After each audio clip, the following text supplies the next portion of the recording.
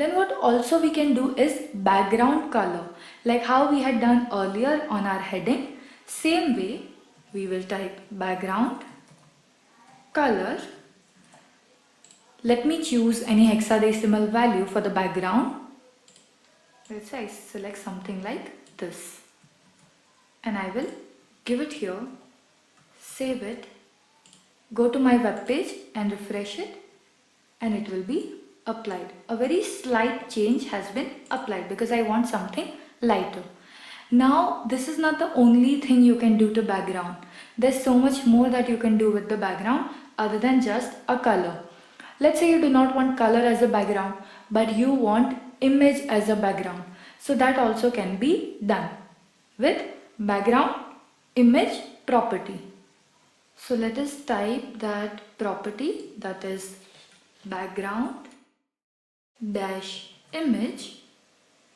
Then after the colon you'll be putting image here in exactly same way how we had done for list, that is URL, and within the brackets and in single quotes you will give name for the file.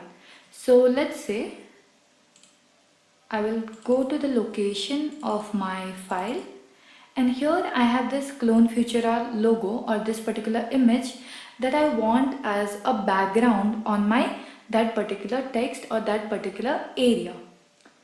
So I will either change the name of this logo or I will simply copy this name and I will use that in my file. Now let us refresh it and you will see it is coming here. Now obviously logo is quite big and that's why it is coming like this. So rather than in the list, let us use this particular property on body itself. So we will go on top to the body, there we will give the style attribute, and in that style attribute we will use this property. Let us refresh it. So you can see the image has been applied and it is automatically being repeated. Now we are not able to quite understand how this image works because the image size is very big. So let me compress or reduce the size to some lower resolution and then I will show you the change. So now that I have reduced the size, let me refresh and see. You'll see that image is being repeated itself. It is being repeated horizontally as well as vertically, and that too on entire page. So which looks very messy, right? So you can change how the image is or how the image will be repeated or how it will be acting. So for that, let us put one more property which is called background repeat. In this we will type no repeat. And you will see image will be applied as a background only once. You can also decide where the image will be placed. For example, background dash position, and you say, let's say right bottom.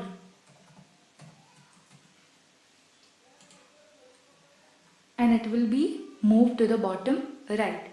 But as you will see that only when you move to the end of your page, at that time only it is coming. So in that case, let's say we will stick it or we will fix the position in some way that no matter where you scroll, your image will be there only. So for that we will use property called background attachment. And value for this property we will give as fixed.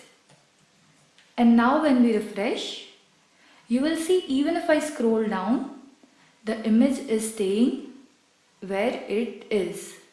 So this is how you can use background color or image as a background on your web page. Let's say if we want to write all this in one declaration or one property, then we will type background colon. Then first we will give color that we want for the background. Let's say I'll say white. Then in case if you want image, that you will give image URL, then the repeating property and the position, whether you want it to be fixed. And when you refresh it, and it does exactly same thing which we gain by writing the properties separately.